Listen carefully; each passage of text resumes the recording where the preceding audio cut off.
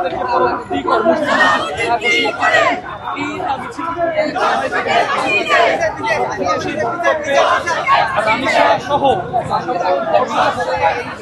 এই যে এই যে নারী এবং শিশু মন্ত্রণালয়ে কাজ করছেন ডক্টর জাহিদ এবং ওনার প্রতিমন্ত্রী আছেন যে পুতুল ম্যাডাম, ওনাদেরকে বলবো আপনারা খুব শিগগির পদত্যাগ করেন। আপনাদের সেইখানে বসে থাকার কোনো মানে নেই।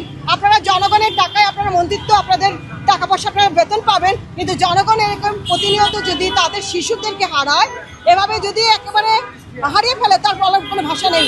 আপনি সবাইকে আমরা বলবো যে তারা যদি তাদের দায়িত্ব পালন করতে না পারে তাদেরকে পদত্যাগ করা উচিত। স্পষ্ট বলতে চাই, আমরা ফ্যাসিবাদের সময় দেখেছিলাম ইডেন কলেজের নারী শিক্ষার্থীদেরকে ছাত্রলীগের নেতারা বড় বড় নেতাদের বাসায় পাঠাতো যৌন নিপীড়নের জন্য, যৌন দাসী হিসাবে। ইডেন কলেজের বহু নারী শিক্ষার্থী মিডিয়ার সামনে কান্না করে এসে বলেছে, আমরা এই ছাত্র রাজনীতির নামে এক ধরনের সিস্টেমিক যৌন নিপীড়নের শিকার হয়ে থাকি।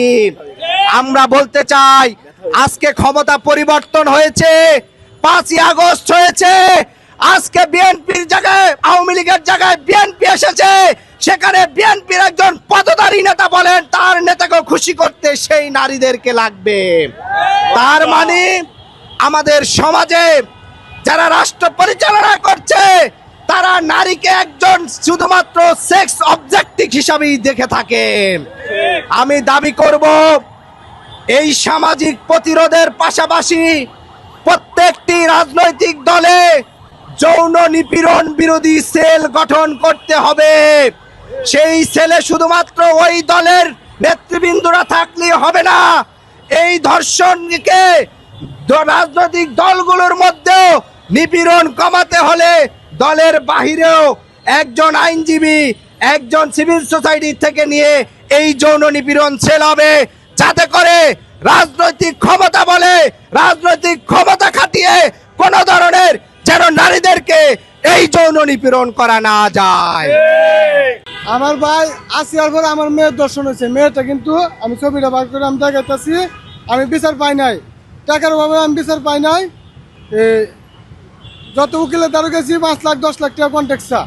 এই যে আমার মেয়েটা, এই দেখেন আমার মেয়েটা। তারপরে আমি যত জায়গায় গেছি আরো উল্টা হুমকি দেয় আমাকে। ও আমার বাতি যে ডাইড হচ্ছে শকত নম্বরের বাতিজা আজিজুর রহমান, আরো হুমকি দেয় আমরা। তার কারণে আমি বাড়িতেও যাইতে পারি না, আমি তার কারণে বাড়িতে যেতে পারি না। ইতে আমি লুজারিত করছি, আমি ঢাকা শহর কুরবানি তো আমার ঢাকা শহর করতে হয়।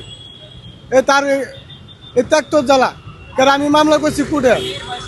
আমার মেয়ের বয়স মাত্র 12 বছর। এই যে আমার মেয়ের ছবি। মাত্র 30% টাকায় জমির মালিক হয়ে নতুন বাংলাদেশের গড়ে তোলার স্বপ্ন দেখা বাংলা বসতি। তারা যেন এমন একটা দৃষ্টান্তমূলক শাস্তি প্রণয়ন করে যায়, শাস্তির আইন প্রণয়ন করে যায়, যেন এই বিচারের দাবিতে, এই সুষ্ঠু বিচারের দাবিতে আমাদের যেন আর রাস্তায় নামতে না হয়। আমি আরো বলবো, এই যে এই ধর্ষকের যে বিচারের দাবি চাওয়ার পরিবার, এই পরিবারকে যে কত ভুক্তভোগী হতে হয়, এবং এই বিচার চাওয়ার পরিবারই একমাত্র এটা সাফার করে। কেন? একটা রাষ্ট্রের কি নাগরিকের দায়িত্ব, নাগরিককে নিরাপত্তা দেওয়ার দায়িত্ব রাষ্ট্রের।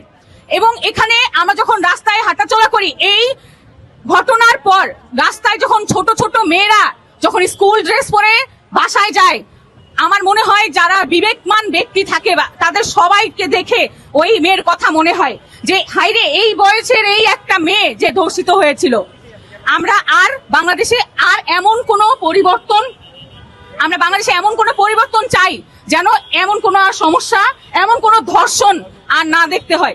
আমরা দেখি স্কুলের শিক্ষক থেকে শুরু করে বাসের হেল্পার কিংবা ওই ক্যান্টনমেন্ট, বাংলাদেশের আজকে কোনো জায়গা আজকে নারীর জন্য নিরাপদ নয়।